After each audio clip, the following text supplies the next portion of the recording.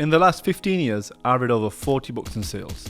And in this video, I'm going to break down my top 3 lessons, starting with number 1, changing on how I viewed sales from taking to guiding.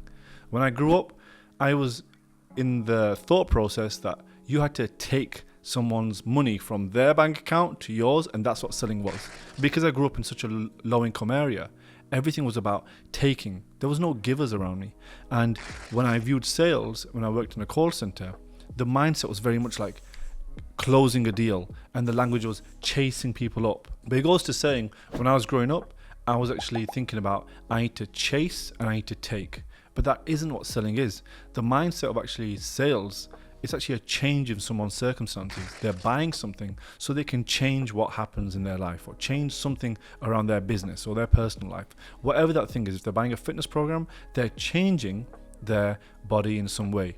If they're buying a business consulting program, or let's say their sales team, they're changing their sales team so it can make more money, so their business can grow.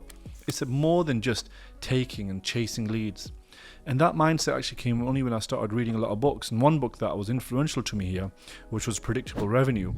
And it was by the author of Salesforce. And when I read this book, it started teaching me how I can actually put systems behind things and actually think a lot more methodically, rather than thinking I just need to chase a lead up.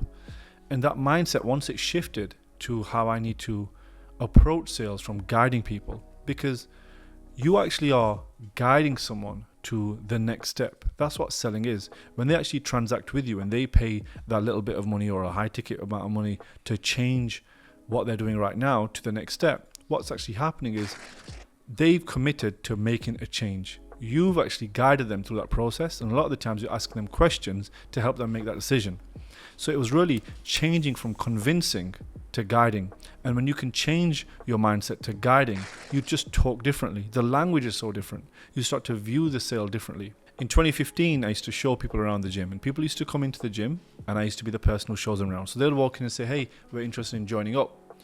And I would go in, meet them at the door and say, great, I'm going to show you around.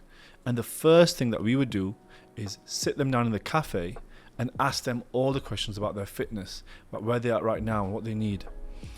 And why would you take a seat with someone and speak to them for 20 minutes at times and then show them around? Because the show around is maybe 10-15 minutes. This is a big ass gym. And the conversation is longer than the tour. And then I found a correlation, which was the longer the conversation in the beginning, the higher chance that we're going to close the deal. So all I did was I changed the team to start managing them on try to sit with them for at least 10 minutes. So they would continuously have to come up with conversations and have a conversation with them, which improved their conversational skills. But what was going on during that time was, by asking them more questions and sitting down with them longer, they were able to guide them on where they're at. And you can only guide someone by understanding where they're at right now. When we speak to a lot of business owners who are trying to grow a business to, let's say, 8 figures, we need to understand exactly where they are right now. So when we moved our sales calls from being more pain related to how badly do you need this, to just being tactically more of a sales audit and going over a process of where the business is at, like a checklist, it became a lot simpler because we're now just guiding where they need to go. And when they don't buy from us, they leave with a great insight of all the stuff they need, and they can come back to us at the right time.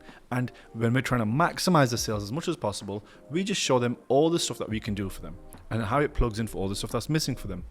So when we changed our view from taking to guiding, that was one of the massive points in my career where we are now selling far more, but it's not pressurized sales. And everyone online is teaching you these pressurized tactics. And I can tell you, it might work at the early stage, it might work for these little school groups, but when you're selling to business owners who are serious business owners, they will see straight through those tactics. And the only way you're going to be able to sell to them is when you actually change your belief on how you sell to them. And that takes me to my next point, because the next point is all about being persuasive. Because although point 1 is true, all about guiding, you still need to understand how to influence and persuade someone.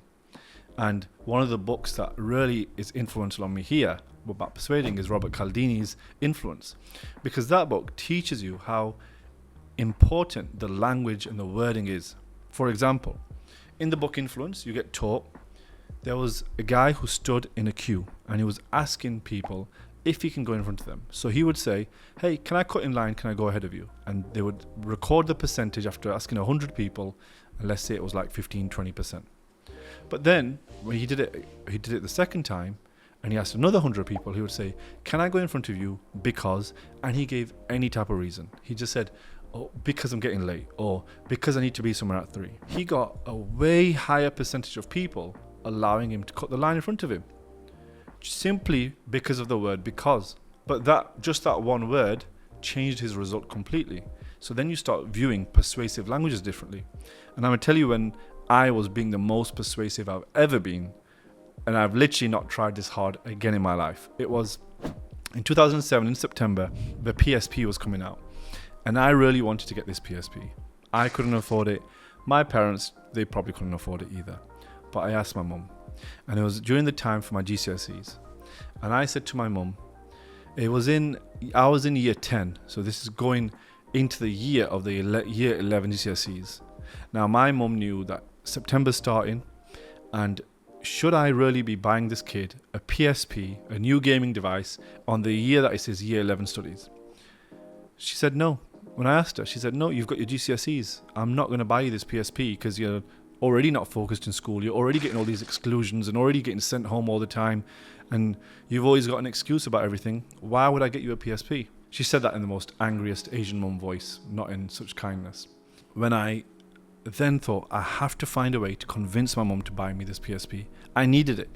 I wanted to play Metal Gear Solid on this device. I wanted to play all these games that were coming out on the PSP. And I had to convince her. So you know what I said? I said to my mum, if you get me the PSP, I'll revise every single day.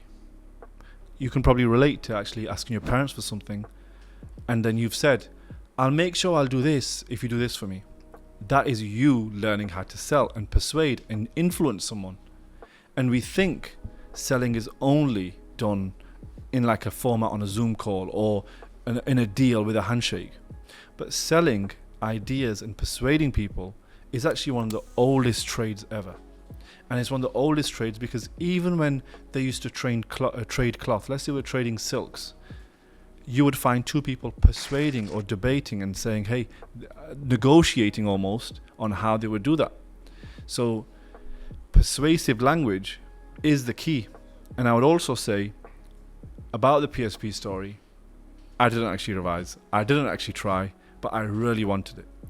But that moment itself makes me look back and think, I didn't really have the commitment to do that thing I was saying I was going to do, but I kept asking my mum and I was persuasive, which meant that because that I was persistent, that got me the sale. So persistency and persuasive. But the last point, it actually links because I didn't actually truly believe that I would pass all my exams, but I really wanted the thing. So I was great at persuading, but the one thing I was missing was belief. So the last point I've got to share with you is how you need to have enough belief to be able to close the deals down. And belief, it's heard in your voice, it's heard in your tonality. And belief is the one thing that you can't fake. You may sound great as a salesperson using persuasive language and changing your view on how we've said it, but belief is actually the core principle of selling. And if you think about Christian missionaries, these people go around the world and they will instill religion into people's lives. They'll tell people why they need to become religion, why they need to follow God. And they have no sales skills, but they manage to change people's lives. They manage to get someone to commit to God when they didn't before and change their entire life. How are they able to do that? Well, they have belief, because when they talk, they'll say, you need to do this because God and blah, blah, blah. They'll say the right thing. They'll say the perfect thing that they truly believe, and it makes them happy. So I give them credit, because no matter what religion you believe, if it makes you happy and it makes you a good person, that's amazing.